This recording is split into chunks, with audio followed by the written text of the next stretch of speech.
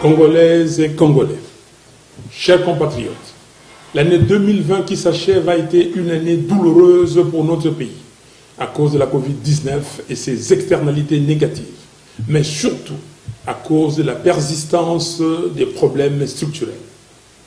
Une fois de plus, je présente mes sincères condoléances à tous ceux qui ont perdu des êtres chers, soit du fait de la Covid-19, soit en raison de la misère, la sécurité et les guerres qui sévissent dans notre pays.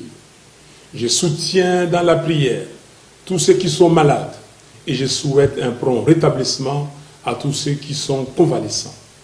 Je prie Dieu Tout-Puissant pour que l'année 2021 soit meilleure pour tous.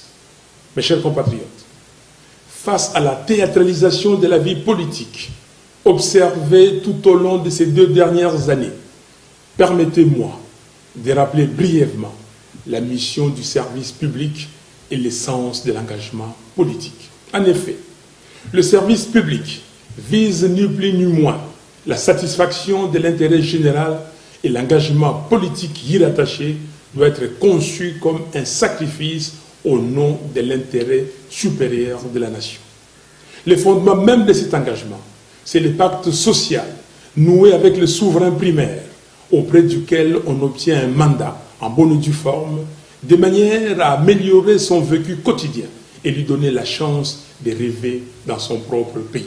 Cela implique, de la part de l'homme ou de la femme politique engagée, non seulement des aptitudes, du caractère, de la rigueur et de la discipline, mais également l'oubli de soi et un sens élevé du bien commun. Mes chers compatriotes, si je me suis engagé en politique après une carrière professionnelle accomplie, c'est avant tout par patriotisme et sens du devoir, avec l'idée forte d'apporter ma modeste contribution au développement de mon pays. C'est aussi et surtout parce que j'aime mon pays et mon peuple. Je crois en la méritocratie et je crois en l'expertise pour résoudre le problème multidimensionnel et complexe auquel fait face notre pays. Car, in fine, c'est bien de cela qu'il s'agit. Apporter des solutions concrètes aux problèmes quotidiens de la population congolaise. Mes chers compatriotes, en toute franchise, avez-vous aujourd'hui l'impression que vos conditions de vie s'améliorent? Existe-t-il réellement un pacte social conclu entre vous et ceux qui se sont imposés comme dirigeants? Est-ce que vous pouvez véritablement regarder vos enfants dans les yeux avec la certitude qu'ils auront accès à plus d'opportunités demain? Est-ce que le système éducatif de votre pays est plus au sérieux par l'État? Au vu de massacres qui se multiplient particulièrement dans la partie est de notre pays, vous sentez-vous réellement en sécurité dans votre propre pays? En cette fin d'année, chacun de vous, chers compatriotes, doit pouvoir se poser ces questions, loin des considérations et passions partisanes, mais dans un esprit patriotique. La question fondamentale étant celle de savoir, 60 ans après son indépendance, où va notre pays? Mes chers compatriotes, le développement ne se nourrit pas de slogans. La croissance économique ne s'appuie pas sur des promesses. Le taux du franc congolais sur le marché d'échange ne s'ajuste pas en fonction des déclarations de bonnes intentions. L'effectivité de la gratuité de l'enseignement ne se décrète pas. Elle se planifie et elle se vit. La lutte contre la corruption n'est pas la mise aux arrêts de manière théâtrale de quelques individus pour jouer sur la perception. En somme, la bonne gouvernance est une affaire de substance. Car on ne bâtit pas une nation forte sur le mensonge et du superficiel. Si l'on se réfère purement aux chiffres et que l'on se base sur les données empiriques, la situation de notre pays s'est encore considérablement dégradée durant les 2 dernières années. À l'heure où je vous parle, la RDC est presque en cessation de paiement. Autrement dit, le pays n'a pas d'argent pour payer ses créanciers, internes et externes. Et surtout, il est incapable de réaliser des investissements productifs. Les niveaux des réserves de change de la Banque centrale ne représentent que 2 semaines d'importation de biens et services. Curieusement, au même moment, on observe des dépassements budgétaires dans toutes les institutions. Concrètement, cela signifie que, derrière le marketing politique d'une supposée lutte contre la corruption, les caisses de l'État sont saignées à blanc par un groupe d'individus venus dans une logique d'enrichissement illicite. Pendant que les autres nations du monde, y compris certains pays africains, ont mis sur pied une batterie de mesures pour la prise en charge de leurs citoyens, de leurs ménages et de leurs entreprises afin d'atténuer les effets économiques et sociaux néfastes de la pandémie de Covid-19, en RDC, les citoyens sont abandonnés à leur triste sort. Entre-temps, au moins 40 millions de Congolais souffrent d'insécurité alimentaire. Cela signifie que le pays, qui possède la 2e plus grande superficie de terres arables au monde, après le Brésil, est incapable de nourrir 40% de la population en 2020. Au même moment, plus de 6 millions de Congolais sont des déplacés internes dans leur propre pays. Parmi eux, il y a des femmes, des hommes, mais des enfants à bout de force qui passent la nuit à la belle étoile, sous les crépitements des balles, tout en se demandant s'ils auront la force d'ouvrir les yeux et voir le soleil le lendemain. À cela, il faut ajouter l'épineux problème de souveraineté qui est très peu abordé à Kinshasa. Les armées de certains pays voisins se battent sur notre territoire et d'autres encore traversent nos frontières sans que le gouvernement illégitime ne lève le doigt. Lorsque j'avais pris mes responsabilités patriotiques pour organiser une marche en octobre dernier afin de tirer la sonnette d'alarme sur la situation sécuritaire à l'est de notre pays, les ennemis de la République ont violemment réprimé cette action d'éveil de conscience. Responsabilité patriotique pour organiser une marche en octobre dernier afin de tirer la sonnette d'alarme sur la situation sécuritaire à l'est de notre pays. Les ennemis de la République ont violemment réprimé cette action d'éveil de conscience. En ce qui concerne les infrastructures de base, à ce jour, la desserte en électricité dans notre pays est de 8%, tandis que celle en eau potable se situe en dessous de 30%, contre 60% en moyenne en Afrique. 9 jeunes sur 10 se trouvent sans travail. Nos provinces sont abandonnées et ne reçoivent pas les rétrocessions programmées au budget du gouvernement central. La RDC n'a pratiquement pas de routes. Les routes des strates agricoles ne sont ni ouvertes ni entretenues. Les échanges économiques à travers le pays et au sein de chaque province sont quasi inexistants. Le budget de 2019 et 2020 n'ont pas été réalisés de moitié. La liste n'est pas exhaustive.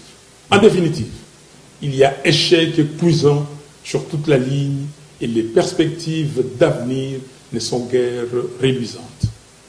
Disons-le franchement, la RDC est en péril. Pendant ce temps, le régime FCC cache, distrait l'opinion. On prend les mêmes acteurs responsables de l'échec et on le recycle dans une blanchisserie baptisée Union sacrée. Cette transhumance que cultivent certaines politiques et certains politiques congolais sans idéal est un véritable cancer pour notre pays. Chers compatriotes, compte tenu du fait que bon nombre de personnes qui animent les institutions de la République n'ont pas été élus par vous, peuple souverain, Ils savent bien qu'ils ne vous doivent rien et donc n'ont aucun compte à vous rendre.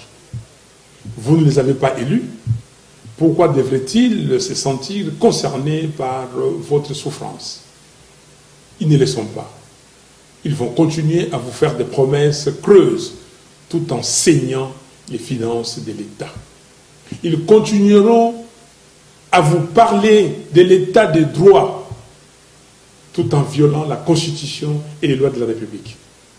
Ils poursuivront l'œuvre des transgressions des principes les plus élémentaires de la morale, particulièrement chrétienne, tout en invoquant Dieu, la Bible, entre leurs mains. Les codes des interdits et l'essence du devoir ont disparu. La raison semble avoir quitté la maison Congo.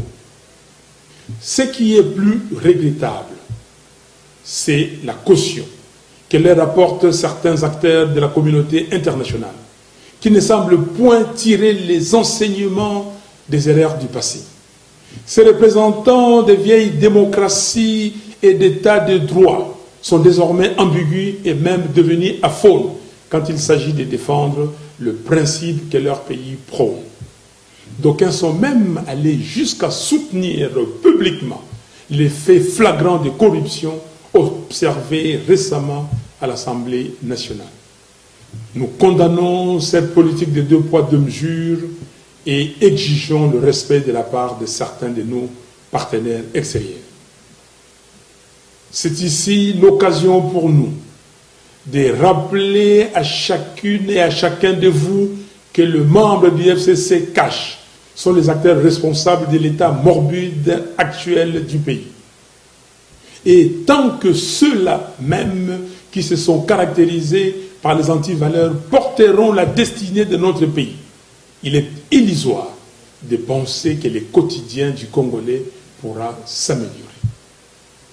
Mes chers compatriotes, nous avons besoin d'hommes et de femmes politiques en symbiose avec le peuple, qui vont mettre fin à l'absence de l'autorité de l'État.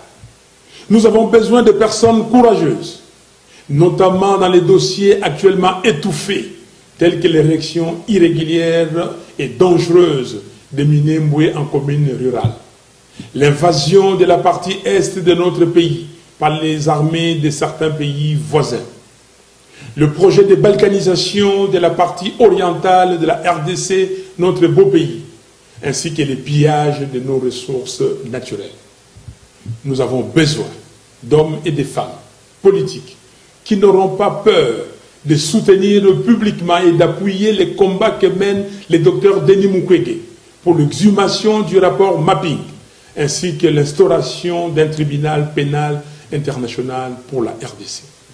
Il nous faut une justice impartiale qui fonctionne pour tous et qui s'active en toute indépendance pour mettre fin au règne de la corruption, de l'impunité et de l'arbitraire. Notre pays doit avoir un cap, une direction, des compétences et une vision claire qui s'articulent non pas sur la démagogie, le mensonge et l'hypnose, mais sur une planification méthodologique et une série d'actions décisives. Où nous amène le pouvoir usurpé 2 ans après les hold-up électoraux sans précédent dans l'histoire du continent. Un hold-up présenté de manière légère par ceux qui tentent de falsifier l'histoire comme étant une passation pacifique du pouvoir. Comme si les Congolais étaient incapables d'exercer leur souveraineté dans la paix. Alors que depuis l'adoption par le référendum de notre Constitution en décembre 2005, scrutin par scrutin, notre peuple fait preuve d'une maturité exemplaire dans l'exercice démocratique, malgré la confiscation persistante de sa souveraineté. Nous ne pouvons plus tolérer ces mépris pour les Congolais. Congolaises et Congolais, je vous appelle au discernement et je vous invite à ne pas vous laisser berner par des petites guéguerres de positionnement servis par ceux qui ont confisqué votre souveraineté. Ces derniers ont opté pour la théâtralisation à choix raisonné et à la manipulation afin de mettre en scène un divorce politique à vos yeux alors qu'ils affirmaient il y a peu qu'il n'y avait pas de crise en RDC. En réalité, c'est à quoi nous assistons aujourd'hui n'est rien d'autre qu'une tentative de faire subtilement oublier les bilans négatifs des 2 dernières années par la mort nominale de la coalition FCC-CACH. Des fusibles ont sauté et vont continuer de sauter. Des pions ont été déplacés. Un nouveau nom a été trouvé, mais le système reste le même. Et avec lui, les calvaires du peuple congolais. Ne soyez pas distraits, chers compatriotes. L'union sacrée n'est rien d'autre que la seconde grossesse du couple FCC-CACH. Mes chers compatriotes, l'optimisme à ce sujet est sans faille, parce qu'il se nourrit de la force d'esprit des Congolaises et des Congolais. En effet, le redressement de notre beau pays va dépendre de toi, papa, chef de famille, qui travaille dur tous les jours pour subvenir aux besoins de ta famille. Cela va dépendre de toi, maman, qui travaille tout aussi dur, si ce n'est plus dur, pour subvenir aux besoins de ta famille. Cela va dépendre de toi, jeune homme, qui cherche du travail, mais qui bute contre le manque d'opportunités d'emploi et contre le chômage des masses. Cela va dépendre de toi, jeune fille, pleine de rêves, malheureusement obscurcis par le manque de vision et l'avidité des politiciens corrompus et égoïstes. Cela va, en définitive, dépendre de notre capacité collective à dire non, à dire stop à la complaisance, à dire trop c'est trop, il faut que ça s'arrête. Et il est temps qu'une alternative crédible prenne le dessus sur la médiocrité et la cupidité. Nous pouvons faire mieux, nous devons faire mieux. Pour y arriver, il est primordial de rétablir le peuple congolais dans sa souveraineté. Il est impératif d'obtenir une réelle alternative politique démocratique qui soit porteuse d'un véritable changement. Ainsi, la crise multiforme née du hold-up électoral de décembre 2018 ne peut se résorber que par de nouvelles élections justes, transparentes et crédibles. C'est pourquoi, devant l'histoire et devant les Congolaises et Congolais, j'en appelle au bon sens de toutes les forces en présence. Évitons de répéter les mêmes erreurs qui, depuis 1960, ont plongé notre pays dans un cycle de crise perpétuelle de légitimité. Gardons à l'esprit notre loi fondamentale. Celle-ci renseigne dans son exposé des motifs que tout le temps que les institutions de la République et leurs animateurs seront illégitimes, la RDC restera engluée dans des crises politiques récurrentes qui plombent sa stabilité et son développement. Il ne s'agit pas d'une hypothèse, mais d'un constat. Et les événements auxquels nous assistons aujourd'hui donnent toute sa raison d'être au contenu de l'exposé des motifs de notre Constitution. En effet, une majorité préfabriquée, même si elle est subvertie, conserve son caractère artificiel et donc illégitime. Alors, sous couvert de l'utilisation abusive du pragmatisme ou du réalisme, combien d'expérimentations hasardeuses nous faudra-t-il encore dans notre pays pour que nous comprenions que la corruption n'engendre que la corruption? C'est pourquoi j'insiste sur ma proposition de sortie des crises, de manière à ce que nous puissions entreprendre des réformes institutionnelles profondes et consensuelles entre les parties prenantes, sous les bons offices des leaders religieux congolais, avec l'accompagnement de la CIRGL, la SADC, la CEAC, l'Union africaine, ainsi que les Nations unies. Ces réformes urgentes et nécessaires doivent porter notamment sur la commission électorale, la loi électorale, la Cour constitutionnelle, la défense, la police et la sécurité, la lutte contre la corruption, ainsi que les droits humains. Nous devons redonner la parole au peuple en organisant de nouvelles élections anticipées, présidentielles, législatives nationales, législatives provinciales, sénatoriales, présidents des assemblées provinciales et gouverneurs des provinces. C'est dans la mise en œuvre de cette proposition que se situe précisément notre responsabilité historique commune. Toute autre voie n'apportera que des solutions cosmétiques, reposant sur le mensonge, la corruption et la manipulation, sans résoudre la question des fonds qui est celle de la crise de légitimité des institutions et de leurs animateurs. Chers compatriotes, pour accompagner le peuple dans la reconquête de sa souveraineté, j'annonce qu'à partir de ce 20 janvier 2021, je mettrai en place un cabinet composé de femmes et d'hommes qui veulent que le Congo de Kimbangu et de Lumumba soit fort, digne et prospère. Pour mériter le respect et l'honneur des générations futures, nous allons accentuer notre combat par des voies et moyens démocratiques afin de restituer au peuple son pouvoir de choisir librement ses dirigeants. La vérité des urnes. Que personne ne vous impressionne ou ne vous fasse douter du pouvoir qui est le vôtre. La souveraineté vous appartient. J'en profite pour dire à toutes celles et à tous ceux qui, partout dans notre pays, se sentent délaissés par le pouvoir des fêtes de Kinshasa, que votre commandant est avec vous. Je ne vous abandonnerai jamais. La RDC, c'est les 2 345 410 km² que composent ces 26 provinces. Et c'est près de 90 millions d'habitants dans toute leur diversité. Sans oublier sa diaspora, qui est la première source de financement de l'économie du pays. Nous sommes un peuple vaillant et solidaire. C'est dans cet esprit de solidarité que j'avais prévu de passer la fête de Noël à Lissala, dans la province de la Mongala, comme je l'avais fait l'année dernière à Beni, dans la province du Nord Kivu. Mais mon voyage de Mbandaka, Boende et Lissala a été reporté. Je serai avec vous, mes frères et sœurs de Kinshasa et des provinces, tout au long de l'année 2021. Congolaises et Congolais, chers compatriotes, disons adieu à l'année 2020, année de la Covid-19, des massacres à l'Est, des misères, des souffrances, des corruptions, des vols, d'insécurité et des chaos institutionnels.